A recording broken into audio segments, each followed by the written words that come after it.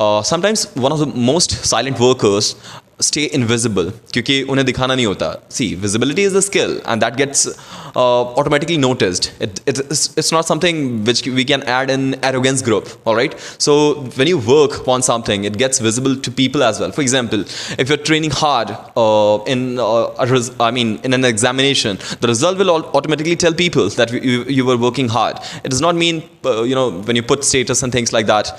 So, and one more thing, companies don't respect your skill. They respect the growth that you bring in the company. Companies reward value, not years that you put in that particular organization. You might have observed hundreds of people working in one particular company. One of them get to the highest position of that particular same company, and one of them are still at the same position. So, company does not see the years of hard work that you have invested in that.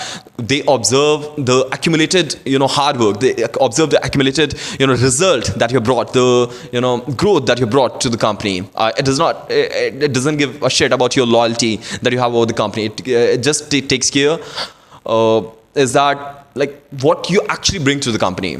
Third point, clarity is a mess. You shouldn't look for clarity. Most of people act the way and then they get the clarity. You might have observed. See, overthinking actually kills progress.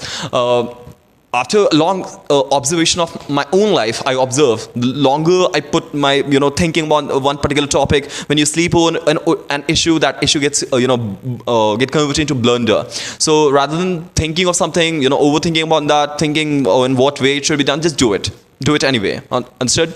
Fourth point: don't ever try to prove what you're trying to say. You just say it. It'll always make you existed. Understood? You're irreplaceable. So don't try to prove your own point.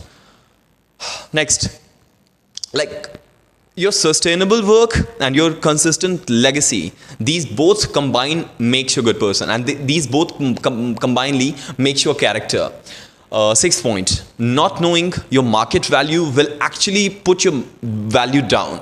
You need to understand what you're capable of. You need to understand what actually can be done by you. If you don't know this, then people will tell what worth you have, and as your worth is being decided by them, your worth is being researched by them, then they won't tell you the real worth, and then over a span of time you'll be judging yourself, you'll be humiliating yourself the way how they did. Understood? So people could be judging you more in order to make you valueless.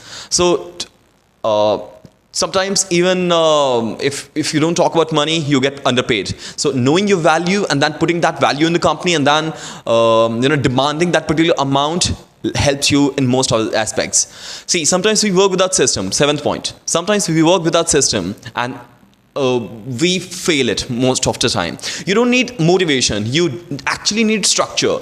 If you have, sometimes you see 5 to 6 reels and then over a span of time you feel that now I'll move mountain. It doesn't how it works. It requires consistency. So if you don't have systems, if you don't have systems, will beat your laziness, not your willpower. Willpower will come, go. One day you'll have a lot of willpower. Second day you'll feel like sleeping.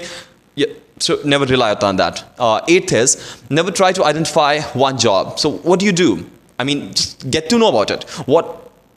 What exactly is the one thing that you're good at? And it should not shake your ego, obviously.